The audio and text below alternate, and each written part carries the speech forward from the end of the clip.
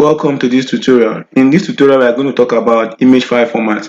So let's dive into the video.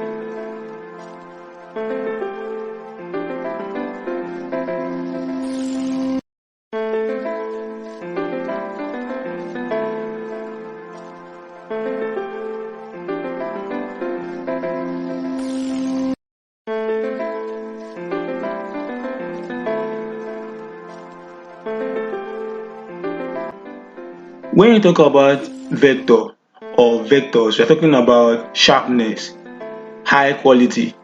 Okay, this format helps your image to maintain its quality.